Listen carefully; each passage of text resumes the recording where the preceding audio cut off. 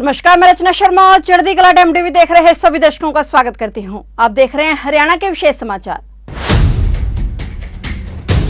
हरियाणा के मुख्यमंत्री मनोहर लाल ने कहा कि ऑफ ग्रिड सोलर पंप की स्थापना में हरियाणा देश में अग्रणी राज्य है। वर्ष 2020-21 में 15,000 सोलर पंप स्थापित कर हरियाणा देश में पहले स्थान पर रहा। अब तक 53,000 सोलर पंप स्थापित किए गए हैं।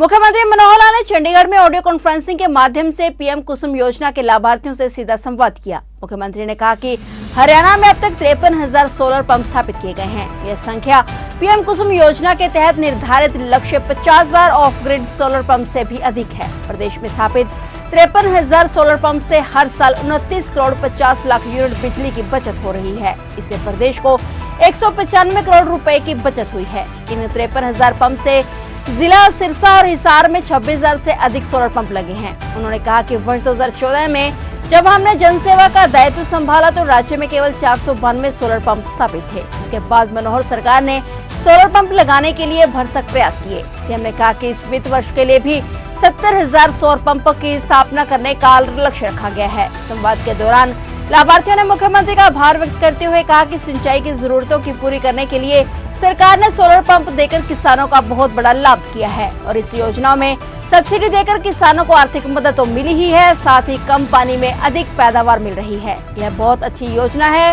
इस दौरान मुख्यमंत्री मनोहर लाल ने लाभार्थियों से अनुरोध किया कि वे अन्य किसान भाइयों को भी इस योजना के बारे में बताएं और उन्हें सौर पंप लगाने के लिए प्रेरित करें। मुख्यमंत्री ने कहा कि प्रदेश में 3 HP से 10 HP क्षमता के सौर पंपों को लगाने के लिए 75% सब्सिडी दी जाती है। अब तक 960 करोड़ रुपए की सब्सिडी दी जा चुकी है। सीएम ने कहा कि आज पूरी दुनिया ग्लोबल वार्मिंग की समस्या से जूझ रही है, इसलिए नवीनीकरण ऊर्जा समय की मांग बन चुकी है। ऐसे में सौर ऊर्जा, पवन ऊर्जा और पन ऊर्जा में अधिक से अधिक उपयोग करने पर बल देने की जरूरत है, ताकि कोयला, डीजल और पेट्रोल की अत्यधिक खपत से पर्यावरण को होने वाले नुकसान को रोका जा सके। मुख्यमंत्री ने किसानों से आग्रह किया कि वे सौर ऊर्जा के साथ साथ पानी बचाने के लिए भी काम करें।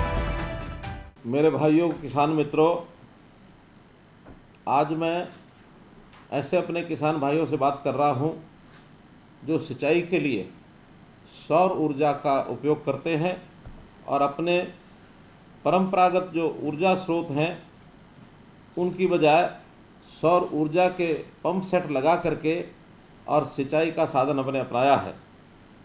भाइयों, जैसा हम जानते हैं कि ऊर्जा क्षेत्र अपने देश को इसमें आत्मनिर्भर बनाने के लिए विशेष तौर पर सौर ऊर्जा इसका अपना एक महत्व है और हम अभी तक अपने यहाँ पेट्रोलियम, कोयला आदि के माध्यम से अपनी जो ऊर्जा इसको प्राप्त करते हैं।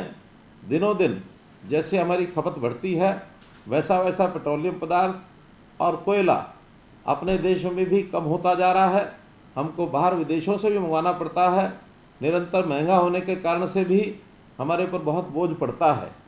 क्योंकि देश के प्रधानमंत्री जी ने इस सौर ऊर्जा को आगे बढ़ाने के लिए एक दुनिया भर में एक अपनी लीडरशिप दी है।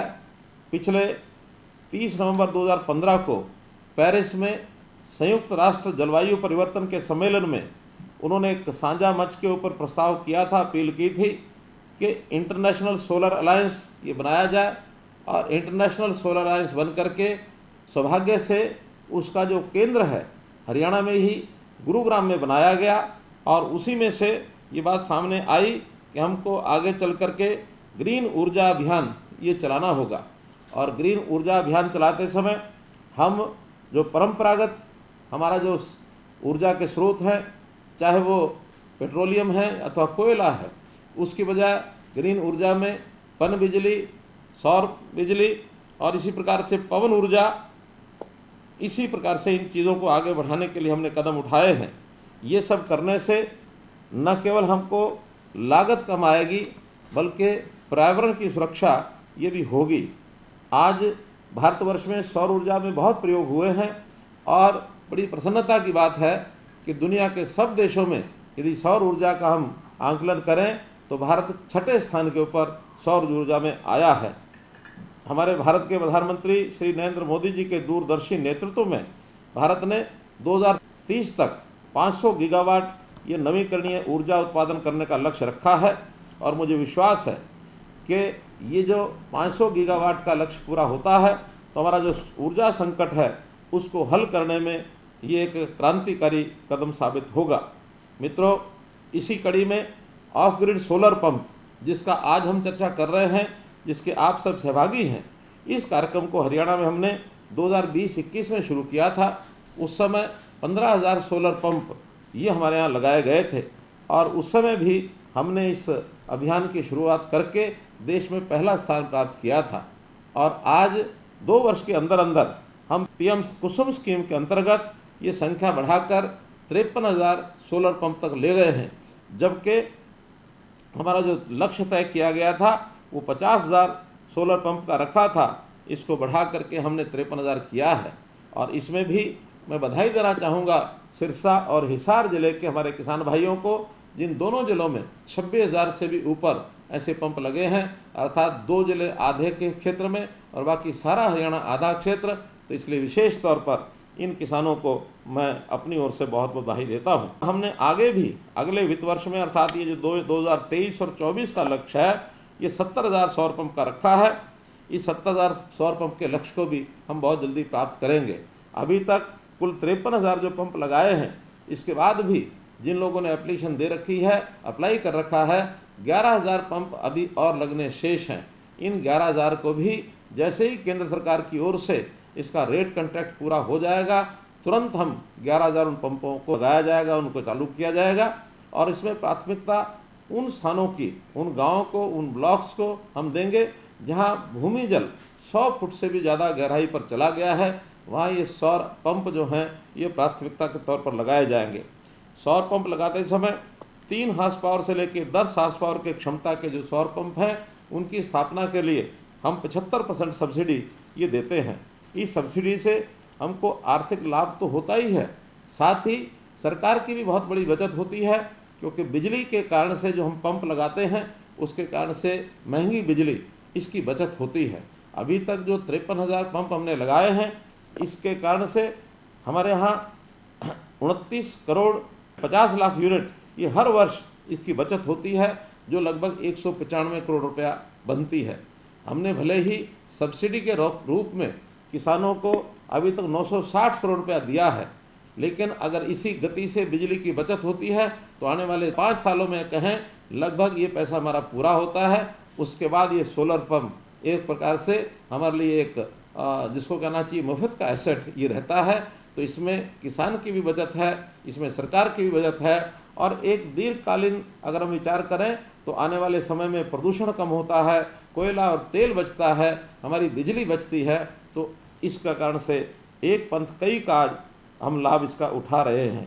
मित्रों, जिन बंधुओं को, जिन किसान भाइयों को इस योजना में और सौर पंप लगवाने हैं, आप लोग उनको भी बताएं कि वो ऑनलाइन जाकर के अप्लाई करें, आवेदन करें। और हमारी जो नीति इस समय बनी है, हरियाणा सौर ऊर्जा नीति, उसके अनुसार हम उन सब को जो भी अप्लाई करेंगे उन सब को बहुत शीघ्र और ये जो पंप है ये देने का काम करेंगे। हम इसके अंदर एक और प्रयोग भी अपने यहाँ करते हैं कि घरों पर, बिल्डिंग्स पर सौर ऊर्जा का हम जो सेट लगाते हैं उसमें घर की जो बिजली है उसके लिए भी उपयोग करते हैं। तो बड़ी बड़ी बिल्डिंग्स, जो सरकारी बिल्डिंग्स है खास करके, उन पर सब पर हमने अनिवार्य किया है कि ये सौर ऊर्जा के जो सेट हैं वो छतों पर लगाए जाए। अगर कोई प्राइवेट भी अपने घर पर लगाता है उसे भी हम 20% से लेकर के 40% तक और हम उनको सब्सिडी ये देते हैं। मैं आपसे भी अनुरोध करता हूं कि आप अपने घरों पर सोलर का सिस्टम ये ज़रूर लगवाएं, इसका हमको लाभ होगा। एक तरफ जहाँ हमको बिजली की बचत करनी है, सौर ऊर्जा का उपयोग करना है, उसके दूसरी तरफ किसान भाइयों मैं एक निवेदन और करना चाहता हूँ कि हमारे लिए पानी भी अपने आप में जितनी बड़ी आवश्यकता सिंचाई के लिए है, उसका भी आगे चल करके बहुत बड़ा मैं ये कह सकता हूँ कि कमी हम महसूस करने वाले हैं। जल संकट ना आ जाए इसके लिए भी हमको सावधान रहना होगा। इसमें मुख्य तौर पर हम अपने जहाँ गहरे ट्यूबवेल हैं वहाँ पानी जहाँ हम निकालते हैं तो उसको खुली सिंचाई के बजाय और हम माइक्रो इरिगेशन के माध्यम से, चाहे टपका सिंचाई हो अथवा फुहारा सिंचाई हो, इसका उपयोग करें। खुले में सिंचाई करने से जितना पानी लगता है, टपका सिंचाई, फुहारा सिंचाई में मात्र 30% उसके अंदर पानी लगता है। तो ये थे हरियाणा के विशेष समाचार, और नए समाचारों के साथ फिर से हाजिर होंगे। तब तक के लिए देखते रहिए चढ़ती कला टाइम टीवी, और अब मुझे दीजिए इजाजत। धन्यवाद।